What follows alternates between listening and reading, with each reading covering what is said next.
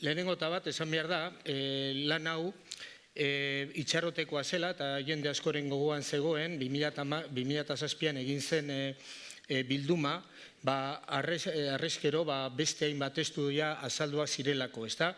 Lan honetan 3 lagun jardun gara, Andres Urrutia, Santiago Larrazabal eta hirurok. Eta hiruren artean prestatu dugu testu hau. Kontxo?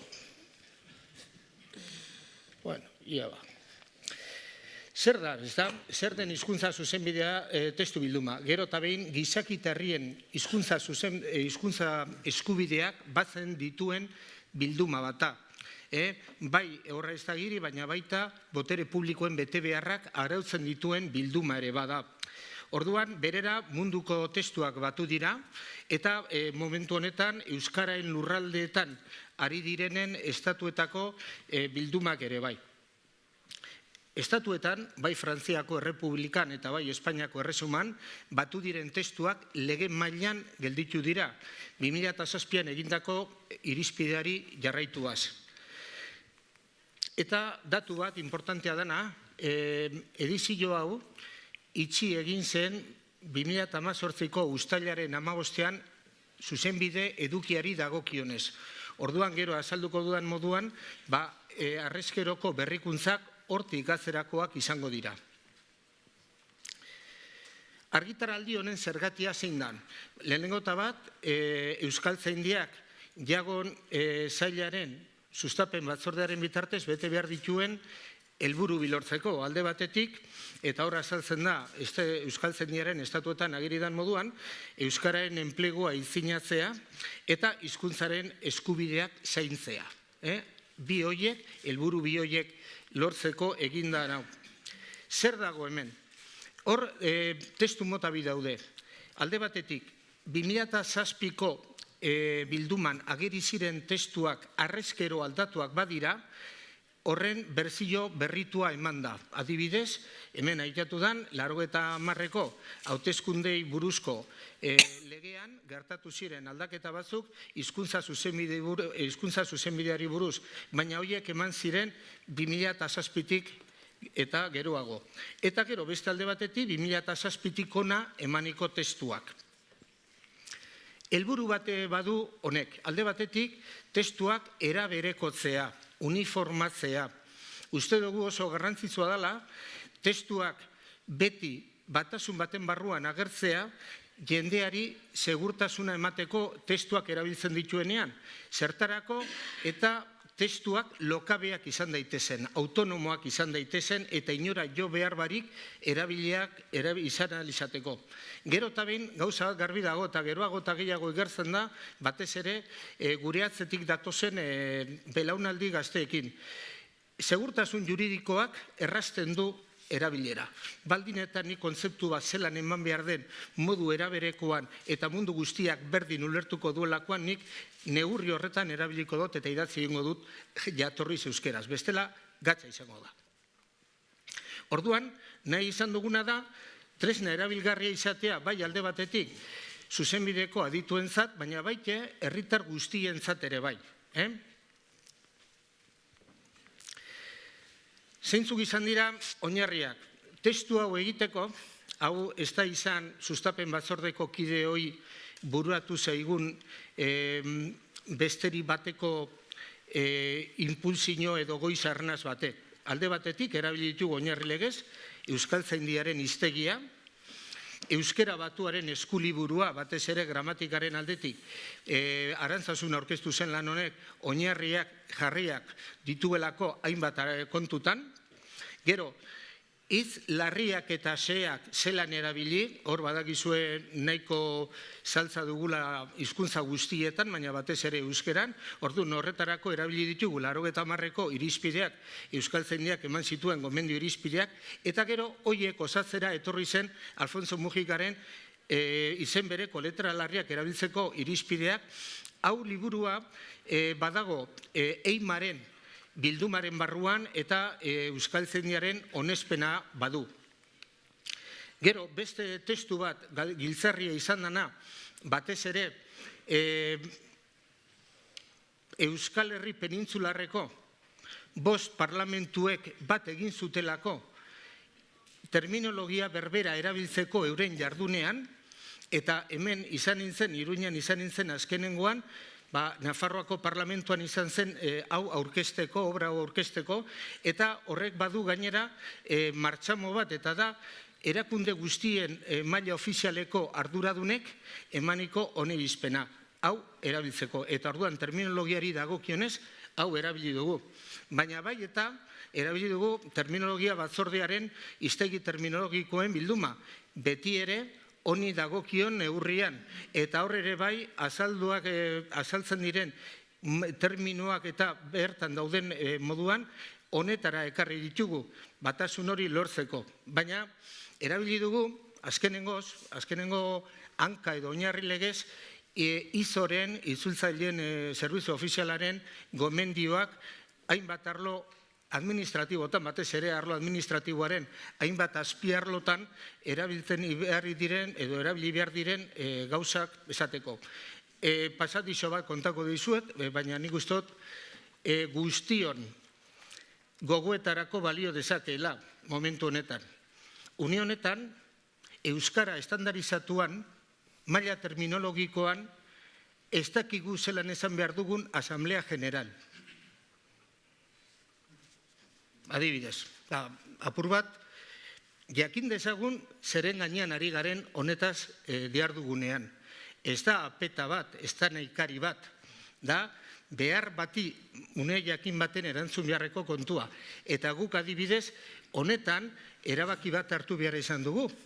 Erabiltzen zirelako batzar orokor eta batzar nagusi. Orduan, azterketa bat egin dugu Euskaltzaindiak bere guztion Euskal Gizartearen eskura ipinita dituen baliabide elektronikoetan eta erabaki bat hartu dugu horren inguruan. Ez du logiko ematen, baina gaur egun ez dakigu administrazio publikoa euskera zelan esan behar dugun administrazion publika. Adibidez, ez dago estandarizatuta oraindik. Hau ez da Euskaltzaindiari dagokion lana, baina bada une honetan daukagun behar baten erakusgarri bat. Badakit hauek egiten direla, horrelako ekitaldiak egiten direla ditugun gauza honen erakusgarri, baina lantzean behin norberaren kontutsuak eta azaltzea ez da txarra izaten konturatu gaitezen, igual oraindik badaukagula zerbait aurrera ateratzeko. Bueno, zenbakitan eman dezagun obra hau.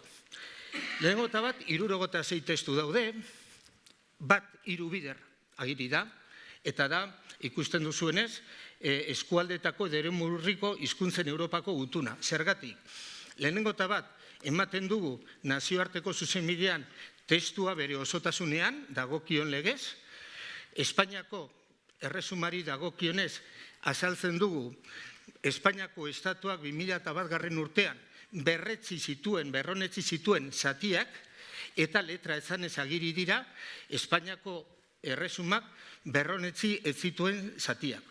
Eta Frantziako Errepublikari dagokionez egin duguna izan da hasikerako testua ipini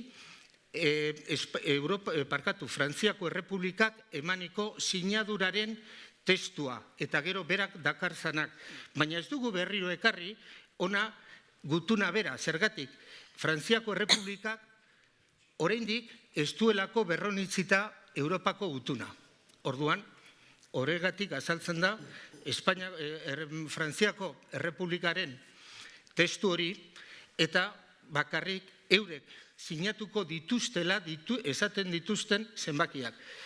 Nik gomendio bat emango nizueke, liburu hau ikusteko argitalpen elektroniko honetan sartzen bazarete, nik zabalduko nuke Frantziako Errepublikaren ordezkariak egindako adierazpenetik.